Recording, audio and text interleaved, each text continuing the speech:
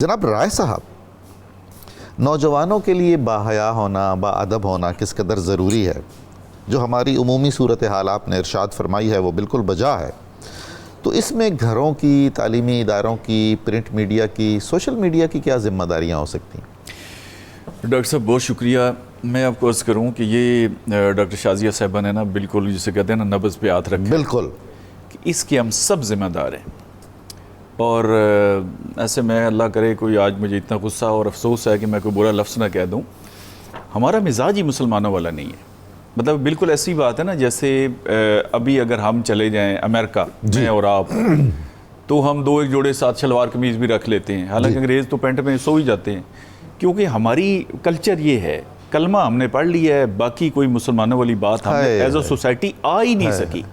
اب دیکھیں نا، ہماری عام معاشرے میں استغفر اللہ، اللہ تعالیٰ سے لوگ لڑائی کر رہے ہوتے ہیں۔ میں نے سیرت والی کتاب میں لکھا ہے کہ چارپائی آپ سے ٹکرا گئی، آپ اس کو گالیاں دے رہے ہیں۔ اللہ اکبر۔ یعنی آپ ایک مینٹل دیکھیں نا کہ ہم کھڑے کہاں پہ، تربیت تو ہوئی کوئی نہیں۔ جی بالکل اسلام کی جو بنیادی چیزیں ہیں وہ ہم نے نہیں پڑھی۔ البتہ ہمیں یہ ضرور پتہ ہے کہ سدرۃ المنتہا کی جو بیری ہے، وہ ایک بندے نے مجھ سے پوچھا کہ اس کے پتوں کا سائز کیا ہے، میں کہا تو گوڈی کرنی جا کے ہوتا ہے، آپ کو جنازے کے مسائل نہیں آتے، آپ کو یہ بیسکس نہیں آتے۔ آپ دیکھیں نا، یہ ابھی ہوا کہ یہ کون کروا رہا ہے، یہ بے حیائی اور فحشی اور یہ کون کرواتا ہے؟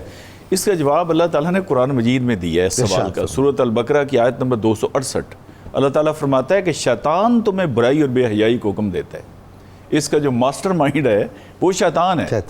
اچھا دیکھیے نا، اس کی مختلف شکلیں ہیں، اس کے نمائندے ہیں۔ دیکھیے نا، ہم نے وہ قرآن میں آخری صورت میں آتا ہے نا کہ بے شک جنوں میں سے ہو یا انسانوں میں سے، سبحان اللہ۔ یہ بھی ہے نا، ترقی کرتے کرتے جب وہ آخری گریڈ پہ پہنچتا ہے تو پھر خود وہ شیطان بن جاتا ہے۔ بالکل۔ دیکھیے، اس کا ایک ہی حل ہے کہ فیملی سے لے کر مسجد ہے، مدرسہ ہے، اسکول ہے، سلیبس ہے۔ آپ کو یاد ہوگا 5 سال پہلے پاکستان میں ایک بہت بڑا ہنگامہ کھڑا ہوا تھا کہ 100 کتابوں پہ پابندی لگائی، اور میں نہیں لگائی تھی، انسانی تاریخ میں ایک ہی دفعہ لگی ہے۔ اچھا، اب کیا تھا ان کتابوں کے اندر؟ مطلب ایسی گندی بیہودہ چیزیں۔ ٹیکسٹ بک بورڈ میں تھے؟ جی، میں ٹیکسٹ بک بورڈ کا اس وقت ایم ڈی تھا، اور وہ کتابیں باقاعدہ ہمارے اسکولوں میں، ہم تو ایسے ایک منٹ ہمیں ٹائم مل رہا ہے نا، وہ باقاعدہ گھنٹے کا لیکچر اس پہ ہوتا تھا۔ ایسا گند کہ آپ بلیو کریں، میں ٹی وی پہ بات نہیں کر سکتا، آپ اپنی فیملی کو بٹھا کے بات نہیں کر سکتے۔ اچھا، اور وہ جو ہے نا، جیسے پنکھڑی گلاب کی ہے، آپ ہماری 18 سال کی بچی کو جو پڑھا رہے ہیں کہ جی غالب صاحب یہ فرماتے ہیں، اچھا نہ کوئی قرآن کی اس میں ریلیونس جو ہماری احکام ہے، جس سے میرا کریکٹر بننا ہے۔ ہمیں اکیڈمی میں سب سے ٹف ٹریننگ دی جاتی ہے، 2 سال 2.5 سال، کوئی دنیا جہان کی چیزیں ایسی نہیں۔ رات کو ایک سلیبس ہمارا بدلا ہے، میں پڑھ رہا تھا کہ یار اس میں کچھ رہ نہیں گیا۔ اگر رہ گیا ہے تو وہ صرف کریکٹر بلڈنگ، اللہ اکبر، کردار سازی کا مجھے بتا دیں کسی اسکول میں، کالج میں۔ ہاں، آپ کو چند باتیں اگر اچھی پتہ ہیں، یا راجہ صاحب کو یا میڈم کو یا کوئی اور کر رہا ہے، تو اس کی وہ ماں باپ کی ایک انڈیویجول ایفرٹ ہے، وہ تربیت ہے۔ رائے صاحب جی، کردار سازی کرتے تھے صاحب کردار لوگ، صاحب کردار، اور عموماً گفتگو سے نہیں، اپنے عمل سے، کردار سے۔ اب وہ با کردار لوگ نہیں ہیں، ان کی ترجیحات ہی میں کوئی نہیں ہے کردار سازی کا عمل۔ میں ڈاکٹر صاحب ایک دفعہ نا لندن سے جا رہا تھا ایک ٹرین پہ، نہ کہیں آگے، تو میں نے دیکھا کہ میں نے آپ کے خلاف بھی ایک بات کرنی ہے، اور بہتر ہے کہ وہ میں راجہ صاحب سے کروں گا وقت آنے پر۔ نہیں، آپ 2 کریں، آپ کو اجازت ہے۔ اچھا، میں لندن جا رہا ہوں جی، ٹرین پہ ہمارے 2 پاکستانی بھائی بیٹھے ہیں، پنجابی بات کریں، تو کداں تے میں کداں، تو انہوں نے گت رکھی ہوئی اتنی بڑی، نیچے پینٹیں پھاڑی ہوئی ہیں۔ تو میں ان کے پاس چلا گیا، میں کہ بھائی جان کتھوں رہن والے ہو؟ کہ جی باول نگر۔ یہ میں کہ یہ تہاڈے پیو دی بھی گت ہے ایسی؟ ابا جی نہیں۔ اب دیکھیے، وہ ان پڑھ تھے، چلے گئے وہاں پہ، انہوں نے جا کے دیکھا، کیونکہ اپنے اندر تو کچھ ہے نہیں نا، خالی ہے۔ بالکل بالکل۔ انہوں نے دیکھا کہ یار یہ جو کوئی گوت رکھنا یا کوئی داڑھی عجیب سی بنا لینا یا اس طرح، یہ کوئی بہت بڑی بات ہے۔ اچھا، وہی دیکھیں نا، ہمارا 2.5 کروڑ بچہ تو بھائی آپ کا اسکول ہی نہیں جا رہا نا، اور جو جا رہے ہیں، آپ 3 درجے ہیں، میں معافی کے ساتھ اب 2 PhD ڈاکٹروں کے درمیان میں گرا ہوں اس وقت۔ آپ کے 3 درجے ہوتے ہیں نا پڑھائی کے، ایک ان پڑھ لوگ ہوتے ہیں بالکل، ایک میٹرک وغیرہ اور ایک PhD وغیرہ۔ آپ تینوں سے بات کر لیں، انشاءاللہ ایک جیسے جواب۔ صحیح بات ہے، بالکل بجا فرما رہے ہیں۔ میں مثال دیتا تھا کہ بھائی کسی PhD کے پاس آپ 2 منٹ بیٹھ جائیں تو آپ کو فیل ہو جائے گا کہ PhD ہوتی کیا ہے۔ اچھا، اب اس کی حالت ظاہر جو ہے وہ آپ کے سامنے ہے۔ اچھا، جیسے میں نے کہا کہ کس جگہ کریکٹر بلڈنگ کی کوئی بات ہو، ہماری کتابوں کے اندر جو پڑھائی جا رہی تھی، جس سے بچے نے ماشاءاللہ سلطان محمود غزنوی بننا ہے اور ٹیپو سلطان بننا ہے اور محمد بن قاسم بننا ہے۔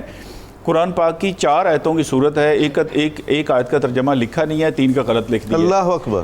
توہین رسالت، اعوذ باللہ، توہین صحابہ، اور یہ جیسے راج صاحب کہہ رہے تھے یہ کوئی ایسے نہیں قدرتی ہو گیا. ہماری بدقسمتی یہ ہے کہ ان اداروں کا جو رول تھا جو کہ اپنا اچھے ادارے ہمارے پاس اتنے ہیں شاید امریکہ میں بھی نہیں ہے, لاز بھی اتنے ہیں کہ شاید یہ سب سے زیادہ بمبارڈمنٹ قانون کی ہے, امپلیمنٹیشن کوئی نہیں ہے.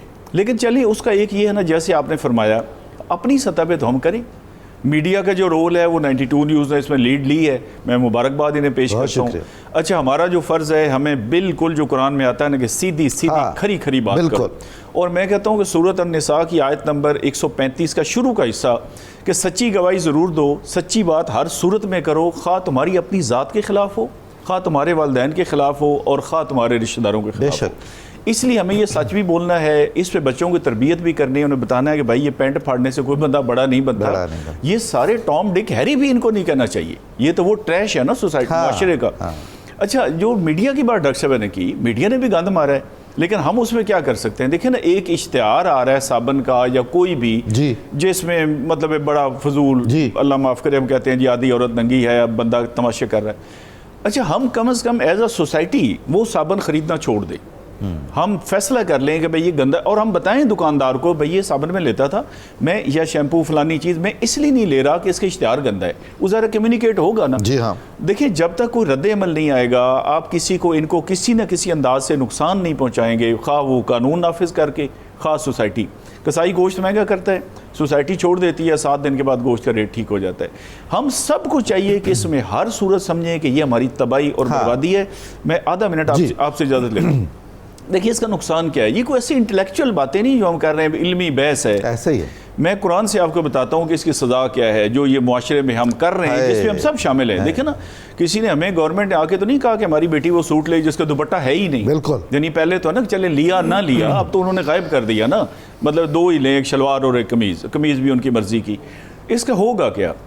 اللہ تعالیٰ نے قرآن مجید میں سورۃ النور کی آیت نمبر 19 میں فرمایا کہ جو لوگ یہ چاہتے ہیں کہ ایمان والوں میں بے حیائی پھیلے ان کے لیے دنیا اور آخرت میں دردناک عذاب ہے. دنیا میں بھی. ایک آخری آیت سورہ نور میں ہے, سورۃ نور میں. اچھا ایک حدیث میں آتا ہے, اور آپ دیکھیں یہ جو کووڈ کی بات ابھی ہم نے کی, کہ جب کسی قوم میں فحاشی عام ہو جاتی ہے تو ان میں طاعون اور ایسی بیماریاں پھیل جاتی ہیں جو ان سے پہلے لوگوں میں نہیں تھی. یہ کہاں سے نئے جراثیم آ گئے؟ یہ اس کا رد عمل ہے. تو اگر آپ چاہتے ہیں اللہ معاف کرے کہ آپ کو دردناک تکلیفیں دنیا میں نہ ہوں اور اگلے جان بھی, تو فحاشی کو چھوڑنا پڑے گا. فرمایا نا کہ اس کے قریب بھی نہ جاؤ, اس کے سارے جو چیزیں ہیں اس کو بھی اسلام ختم کرتا ہے. تو ہمیں ہر ایک کو اس میں بالکل پورا زور لگا کے, ادروائز اگلی نسل ہماری تباہ و برباد ہے.